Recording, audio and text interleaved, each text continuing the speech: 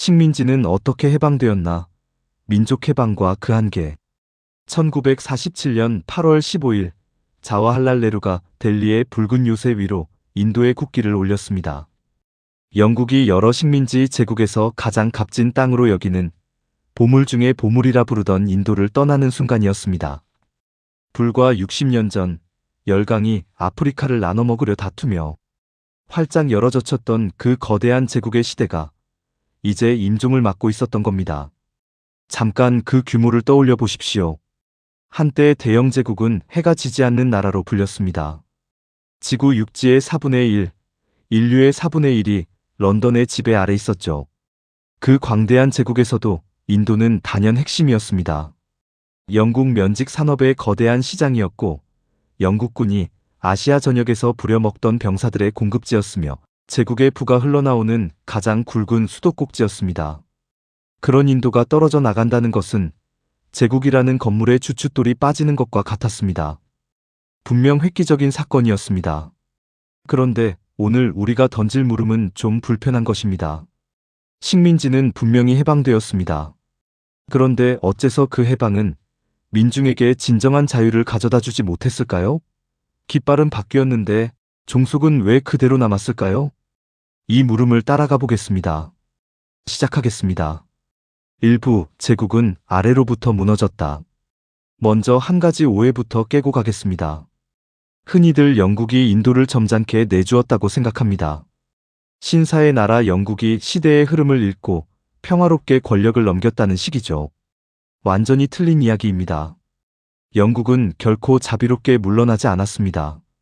그들은 끝까지 지배권을 움켜쥐려고 발버둥 쳤고 그 발버둥이 끝내 인도, 아대륙을 피로 물들였습니다.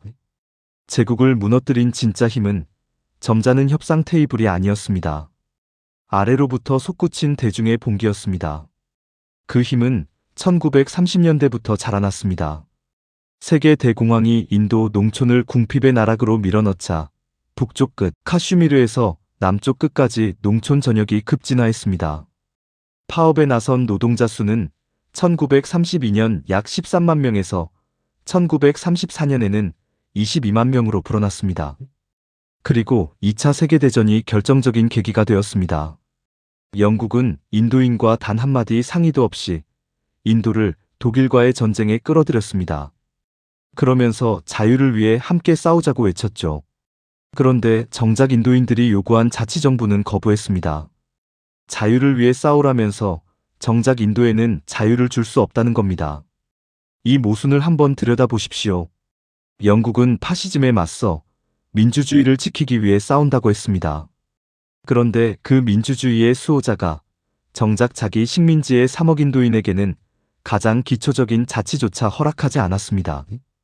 히틀러의 인종주의에 맞선다는 나라가 인도에서는 백인이 유색인을 지배하는 인종 질서를 그대로 유지하고 있었던 겁니다. 이 노골적인 위선 앞에서 인도인들이 어떻게 분노하지 않을 수 있었겠습니까? 게다가 전쟁은 영국 자신을 거덜냈습니다. 전쟁이 끝났을 때 영국은 승전국이었지만 이미 빚더미에 올라앉은 쇠약한 제국이었습니다. 인도를 짓누를 힘도 돈도 바닥나 있었던 것이죠. 1942년에는 평소 그토록 신중하던 간디조차 인도를 떠나라 운동에 동의할 수밖에 없었습니다. 학생과 노동자가 파업과 시위로 경찰과 충돌했습니다. 경찰이 비무장 시위대에 총을 쏜 사건만 수백 건에 이르렀습니다. 군사시설이 게릴라의 공격을 받고 경찰서가 불타고 철로가 끊겼습니다. 이 운동은 가혹한 탄압으로 짓밟혔고 봄베이 한 곳에서만 2,000명이 죽거나 다쳤습니다. 하지만 그 충격은 제국의 심장을 뒤흔들었습니다. 1943년 말 영국인 총독 웨이벌이 처칠에게 솔직하게 보고합니다. 전쟁이 끝난 뒤에도 인도를 계속 짓누르려면 막대한 진압병력이 필요한데 그건 영국의 재정으로는 도저히 감당할 수 없다고 말입니다. 이게 핵심입니다. 제국은 더 이상 인도를 힘으로 누를 수 없게 된 겁니다. 영국이 떠난 것은 마음이 너그러워서가 아니라 더는 붙들고 있을 힘이 없었기 때문입니다. 2부 봄베이의 세 가지 깃발. 대중의 힘이 가장 눈부시게 폭발한 사건이 1946년 2월의 봄베이 수병 반란이었습니다. 영국 해군에 소속된 인도인 수병들이 인종차별과 임금차별에 항의하며 시위를 시작했습니다. 그런데 이 불길이 삽시간에 번졌습니다. 무려 78척의 함선과 20곳의 해안기지에서 반란이 일어났고 학생과 노동자가 파업으로 연대했습니다. 제국을 지키라고 만든 바로 그 군대가 제국의 등을 돌린 겁니다. 이건 거의 한 세기 만의 일이었습니다. 지배계급이 가장 두려워하는 것이 바로 이것입니다. 모든 권력은 결국 총칼 위에 서 있습니다. 시위대가 거리를 메워도 그것을 진압할 군대가 명령에 복종하는 한 지배는 유지됩니다. 그런데 그 군대마저 등을 돌리면 지배계급의 손에는 더 이상 아무것도 남지 않습니다.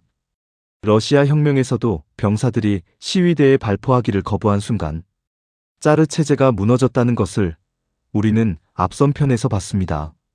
봄베이의 수병들이 일으킨 반란은 영국 지배의 가장 밑바닥 토대가 흔들리고 있다는 신호였습니다. 그런데 이 반란에서 우리가 결코 잊어서는 안 될 한 장면이 있습니다. 봉기한 병사들이 세 개의 깃발을 함께 들어 올렸다는 것입니다. 힌두교의 깃발, 이슬람교의 깃발, 그리고 붉은 깃발을 말입니다. 여러분, 이게 얼마나 중요한 장면인지 생각해 보십시오. 당시 인도는 종교로 갈갈이 찢기고 있었습니다. 힌두교도와 무슬림과 시크교도는 서로 다른 진영으로 내몰리고 있었죠. 그런데 봄베이의 수병들은 그 종교의 벽을 아래로부터 허물고 하나로 단결할 수 있음을 제 몸으로 보여준 겁니다. 종교로 사람을 가르는 그 배타적 종단주의가 결코 운명이 아니라는 것을요. 노동자와 병사가 한 깃발 아래 서면 신을 다르게 부른다는 사실 따위는 아무런 장벽이 되지 못한다는 것을 말입니다.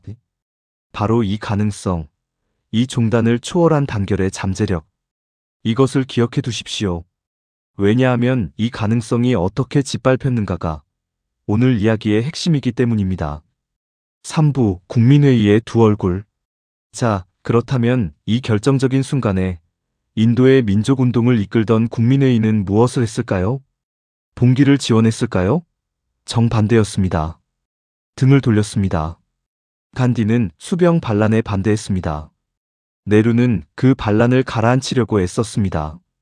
영국에 맞서 독립을 외치던 바로 그 지도자들이 영국에 맞서 일어선 병사들을 진정시키려 한 겁니다. 도대체 왜 그랬을까요? 여기에 우리가 거듭 봐온 계급의 논리가 작동하고 있었습니다. 겉으로 보면 국민회의는 인도 민족 전체를 대표하는 것처럼 보였습니다. 하지만 그 안에서 실권을 쥔 것은 간디와 가까운 인도 자본가들, 그리고 우파였습니다. 1937년 지방의회 선거에서 지대와 세금 인하를 내건 후보들이 압승하면서 네루나 보세 같은 좌파의 영향력이 커지는 듯 했지만 정작 권력을 행사한 것은 그 좌파가 아니었습니다. 여기서 민족 부르주아지라는 말을 짚고 가겠습니다. 우리 시리즈에서 거듭 등장하는 핵심 개념이니까요. 민족 부르주아지란 식민지 안에서 자라난 그 나라 토착 자본 가계급을 말합니다. 이들은 분명 제국주의에 불만이 있었습니다. 외국 자본이 시장을 독차지하고 좋은 사업 기회를 가로채니까요. 그래서 독립을 원했습니다. 하지만 동시에 이들은 자본가였습니다. 제 공장에서 노동자를 부리고 제 땅에서 소작료를 받는 사람들이었죠. 그러니 이들에게 노동자와 농민의 봉기는 양날의 칼이었습니다. 한쪽 날은 이렇습니다. 영국을 몰아내려면 그 거대한 대중의 힘이 반드시 필요했습니다. 그런데 다른 쪽 날이 문제였습니다. 만약 그 힘이 종교의 벽을 넘어 단결하고 지대와 임금과 재산을 겨누기 시작한다면 어떻게 될까요? 그것은 곧 영국이 아니라 인도의 자본가와 지주 자신을 향한 칼이 되는 겁니다. 민족 부르주아지는 늘 이 두려움을 안고 있었습니다. 외세에 맞서는 것보다 제 발밑에 노동자와 농민이 들고 일어나는 것을 더 무서워했습니다. 그래서 국민회의가 장악한 지방 정부들은 어떻게 했을까요? 서둘러 파업금지법을 통과시키고 계급적 선동을 단속했습니다. 독립운동을 한다는 자들이 노동자 파업을 금지한 겁니다. 1946년 수병 반란에서 힌두 이슬람 시크 병사들이 종단을 넘어 단결하던 그 모습이야말로 국민회의 지도부에게는 영국만큼이나, 아니 어쩌면 영국보다 더 두려운 것이었습니다. 그리고 바로 이것이 비극의 문을 열었습니다. 아래로부터 솟아오른 그 종단 초월의 잠재력을 위로부터 짓눌러버린 것. 그것이 곧이어 닥칠 분할의 비극으로 가는 길을 열어젖힌 겁니다. 여기서 우리 시리즈를 관통하는 그 흐름을 다시 확인하게 됩니다. 아래로부터 대중이 밀어붙이면 위로부터 지도부가 끌어내린다는 것. 우리는 이 장면을 1920년대 식민지 반란에서도, 1936년 프랑스의 공장 점거에서도, 그리고 수많은 혁명적 순간마다 거듭 봐왔습니다. 인도에서도 똑같았습니다. 영국을 무너뜨린 것은 거리와 병영의 대중이었지만 그 대중의 힘이 향할 방향을 결정한 것은 위에 앉은 자들이었습니다. 대중은 종단을 넘어 단결하려 했으나 지도부는 그 단결이 자신들의 재산을 위협할까 두려워 분열의 길을 묵인하거나 부추겼습니다. 해방의 형태를 빚어낸 것은 결국 누가 그 운동의 키를 쥐고 있었는가였습니다. 4부 분할의 비극. 인도의 종교 갈등은 흔히 수천 년 묵은 증오로 그려집니다. 힌두교도와 무슬림은 원래 서로를 못 잡아먹어 안달이었다는 식이죠. 그런데 이건 사실과 다릅니다. 완전히 다릅니다. 힌두교도와 무슬림이 서로를 학살한 그 분할의 비극은 오래된 숙명이 아니었습니다. 그것은 식민 권력과 양쪽 지배계급이 근대에 들어와 함께 빚어낸 인공적인 산물이었습니다. 생각해 보십시오. 수백 년 동안 힌두교도와 무슬림은 같은 마을에서 섞여 살았습니다. 같은 우물을 쓰고 같은 장터에서 거래하고 때로는 같은 성인을 함께 모셨습니다. 물론 갈등이 없진 않았지만 그것이 서로를 학살할 만한 민족적 증오는 결코 아니었습니다. 그런데 식민지가 되면서 상황이 달라졌습니다. 영국은 인구를 조사하면서 사람들을 종교별로 칸을 나눠 분류했고 선거 의석도 종교별로 따로 떼어 배분했습니다. 어제까지 그저 이웃이던 사람들이 어느새 힌두표와 무슬림표로 갈라지기 시작한 겁니다. 정체성을 제국주의 정치의 도구로 만든 것, 바로 그것이 분열의 씨앗이었습니다. 영국은 제국의 마지막 카드로 분할 통치를 꺼내들었습니다. 무슬림 연맹이 국민회의를 견제해주기를 바라면서 1937년 선거에서 참패했던 그 연맹에 몇몇 지방의 통치권을 쥐어줬습니다. 영국이 의도적으로 종교 분열을 키운 겁니다. 연맹의 지도자 진나는 한때 자기 자신이 반대했던 이슬람 독립국가 요구를 결국 받아들였습니다. 분열에 반대하던 공산당마저 힌두교도와 무슬림이 별개의 민족이라는 주장에 끌려갔습니다. 양쪽의 자본가와 지주는 영토가 좀 줄어들더라도 어서 빨리 제 나라를 세우고 싶어 안달이었죠. 이 모든 힘이 맞물리면서 종교 갈등은 걷잡을 수 없이 타올랐습니다.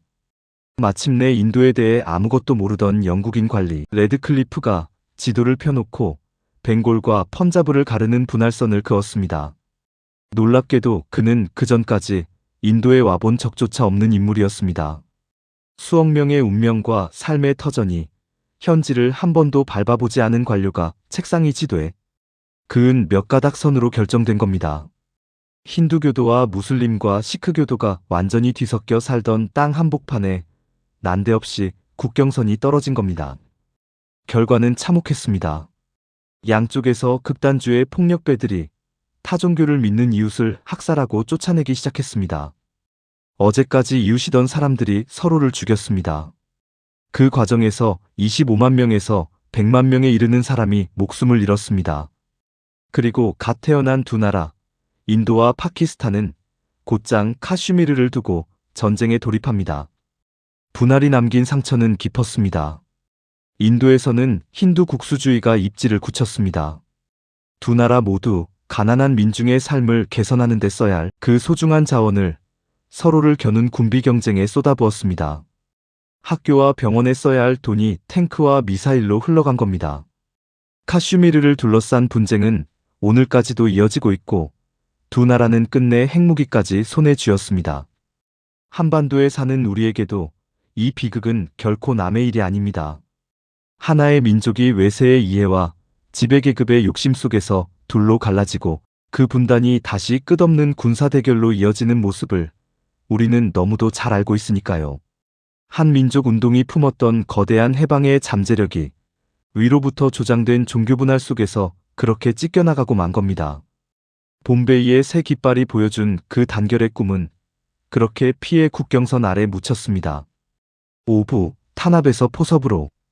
영국이 인도에서 물러나고 곧이어 1949년 중국에서 혁명이 승리하자 전 세계 식민지에서 자신감이 솟구쳤습니다. 제국주의도 이길 수 있다는 자신감 말입니다. 세계 인구의 절반 가까이가 사는 두 거대한 아시아 나라가 잇따라 서구의 직접 지배를 벗어던졌으니 그 충격파는 어마어마했습니다. 아프리카의 한 마을에서, 카리브해의 한 항구에서 사람들은 이렇게 생각하기 시작했습니다. 인도가 했다면, 중국이 했다면 우리라고 못할 이유가 무엇인가? 식민지마다 그 경험에서 교훈을 길어올릴 사람들이 나타났습니다. 네덜란드 식민지였던 인도네시아는 일본군이 물러나자마자 곧바로 독립을 선포하고 수카르노를 앞세워 싸운 끝에 1949년 독립을 쟁취했습니다. 알제리가 들끓었고 베트남이 독립정부를 세우려 움직였습니다. 아프리카와 서인도 제도에서는 1930년대에 런던에서 함께 공부하며 사귄 은크루마, 케냐타, 에릭 윌리엄스 같은 청년들이 고국으로 돌아가 독립운동을 이끌었습니다. 다마스쿠스와 바그다드와 카이로에서는 중간계급 출신의 청년 장교들이 통일된 아랍 국가를 꿈꾸기 시작했습니다. 이 거대한 해방의 물결 앞에서 식민 강국들은 처음엔 거의 본능적으로 반응했습니다. 기관총과 폭격과 집단 수용소로 맞선 겁니다. 프랑스는 베트남과 알제리와 마다가스카르에서, 영국은 말라야와 케냐와 키프로스에서, 포르투갈은 앙골라와 모잠비크와 기니비사우에서 그렇게 했습니다. 영국은 말라야에서 공산당이 이끄는 해방운동을 진압하면서 무려 50만 명을 가시철망으로 둘러친 마을에 몰아넣었습니다. 케냐에서는 촌락을 폭격하고 주민을 수용소에 가뒀으며 키프로스에서는 군인들이 고문을 자행했습니다. 그런데 시간이 흐르면서 식민 지배자들 사이에서 한 가지 깨달음이 퍼졌습니다. 이런 식의 무자비한 탄압은 비용만 엄청나게 들 뿐 오히려 유럽인을 향한 대중의 적개심만 키운다는 것이었습니다. 그래서 더 영리한 방법이 채택됩니다. 어떤 방법일까요? 독립을 내주는 겁니다. 단, 그 독립국의 우두머리 자리에 자기들의 이익에 충실히 봉사할 현지의 유력자를 앉히는 것이죠. 영국이 케냐에서 한때 감옥에 쳐넣었던 케냐타와 끝내 협상 테이블에 마주 앉은 것이 바로 그 전형입니다. 어제의 죄수를 오늘의 협상 파트너로 만든 겁니다. 핵심은 이런 인물이 독립 뒤에도 영국 자본의 이익을 건드리지 않고 제 나라 노동자와 농민의 급진적 요구는 적당히 눌러준다는 점이었습니다.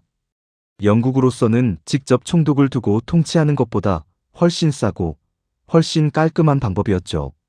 욕은 욕대로 안 먹으면서 실리는 실리대로 챙기는 셈입니다. 5부 탄압에서 포섭으로.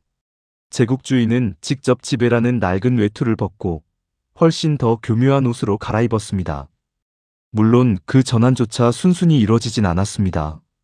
프랑스는 베트남과 알제리에서 이길 수 없는 전쟁에 천문학적 비용을 쏟아붓고 수많은 사람을 죽인 뒤에야 물러났습니다.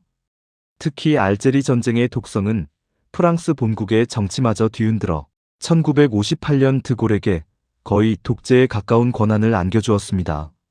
가장 뒤처진 식민 강국 포르투갈은 식민지를 끝까지 붙들려다 그 비용을 견디지 못하고 1974년 본국에서 혁명적 봉기가 터지고 나서야 비로소 손을 놓았습니다.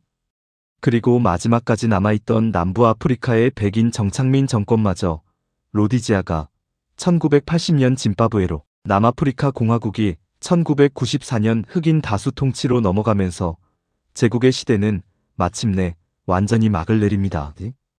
6부 깃발은 바뀌었으나 아시아의 절반과 아프리카의 거의 전부를 직접 지배하던 서유럽 강대국들의 퇴각.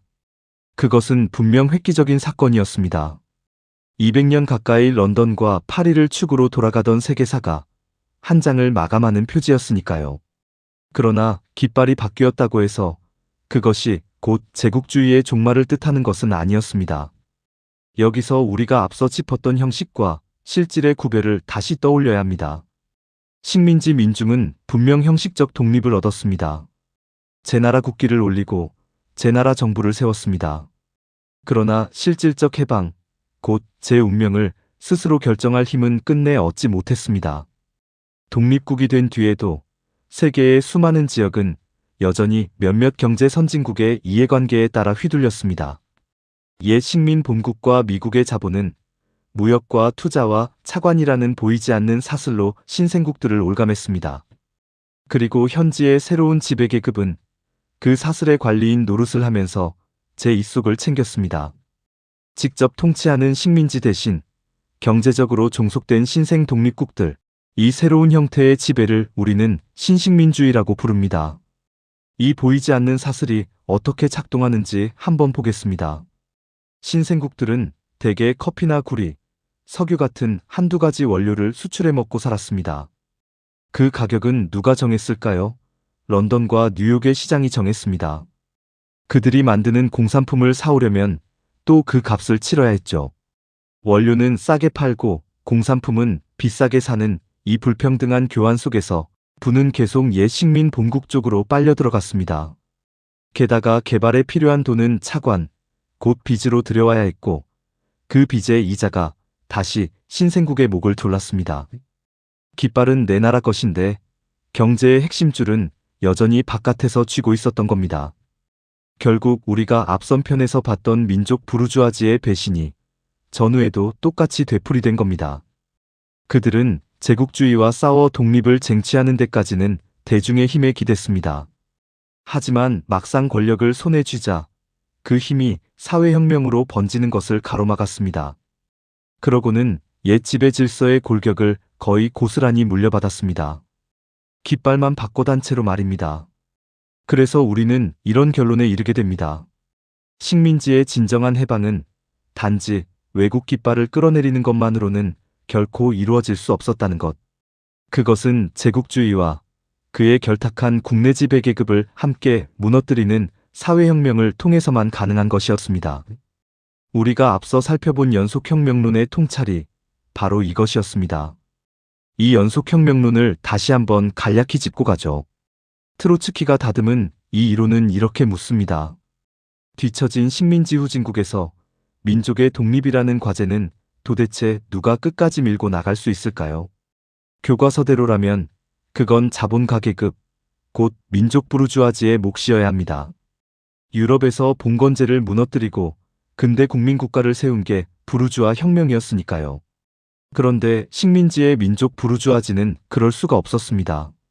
너무 약했고 무엇보다 제국주의 자본과 국내 지주들에게 너무 깊이 얽매여 있었기 때문입니다. 제 발밑에 대중이 들고 일어나는 게 외세보다 더 무서운 자들이 어떻게 끝까지 싸울 수 있을까요? 그래서 트로츠키는 답합니다. 그 과제를 끝까지 밀고 나갈 수 있는 것은 노동계급뿐이라고. 농민과 손잡은 노동자가 앞장설 때에야 비로소 민족 해방이 완수되는데 한번 권력을 잡은 노동자는 거기서 멈출 수 없습니다. 곧바로 사회주의적 변혁으로 나아갈 수밖에 없죠. 노동자들의 자기해방 행위 자체가 사회주의적인 것이죠. 그래서 연속혁명입니다. 민족의 해방과 계급의 해방이 하나의 과정이라는 것. 둘은 분리될 수 없고 둘 중 하나만으로는 진짜 자유에 닿을 수 없다는 것. 이것이 핵심입니다. 그리고 이 이야기는 결코 지나간 옛 이야기가 아닙니다. 오늘 우리가 사는 세계를 보십시오. 깃발은 다 바뀌었습니다. 지구상의 거의 모든 나라가 자신들의 국기와 정부를 가지고 있습니다. 그런데도 세계의 부는 여전히 소수의 손에 집중되어 있고 이른바 글로벌 사우스의 수많은 나라는 빚과 불평등 무역, 자원 수탈의 사슬에 여전히 묶여 있습니다. 원료를 캔에 헐값에 넘기고 그 땅의 노동자는 글로벌 기업의 공급망 맨 밑바닥에서 착취당합니다. 직접 지배하는 총독은 사라졌지만 종속의 구조는 모양을 바꿔 끈질기게 살아남은 겁니다. 70여 년 전 식민지 민중이 부딪혔던 그 한계가 형태만 달리한 채 지금도 작동하고 있는 셈입니다. 자, 그렇다면 여기서 한 가지 물음이 남습니다. 다른 길은 정말 불가능했을까요? 민족 부르주아지가 아니라 다른 세력이 탈식민을 이끌었다면 어땠을까요? 바로 그 물음 앞에 20세기 탈식민의 또 다른 거대한 경로가 놓여 있습니다. 인도에서 영국이 물러나던 그 무렵, 아시아의 또 다른 거대한 나라에서는 전혀 다른 방식의 혁명이 승리를 향해 나아가고 있었습니다. 농민의 바다 위에서 일어난 혁명, 1949년의 중국입니다. 인도에서는 민족 부르주아지가 운동을 이끌다 결정적 순간에 등을 돌렸습니다. 그런데 중국에서는 도시의 자본가도 아니고 심지어 도시 노동자도 아닌 광대한 농촌의 농민군이 혁명의 주력이 되었습니다. 공산당이 그들을 이끌었죠. 그것은 인도와 같은 분할의 비극도 민족 부르주아지의 노골적 배신도 아닌 전혀 다른 길처럼 보였습니다. 수억 농민이 지주를 몰아내고 땅을 갈라가졌으니 마침내 진짜 해방이 온 것처럼 보이기도 했습니다. 그러나 그 길의 끝에서 기다리고 있던 것은 과연 노동자와 농민의 진정한 해방이었을까요? 농민의 힘으로 권력을 잡은 그 새로운 국가는 누구를 위한 국가가 되었을까요? 다음 편에서 그 거대한 혁명의 진실을 마주하겠습니다. 평범한 사람들이 만들어온 역사, 아래로부터 역사는 다음 편에서 다시 찾아뵙겠습니다. 함께 해주셔서 감사합니다.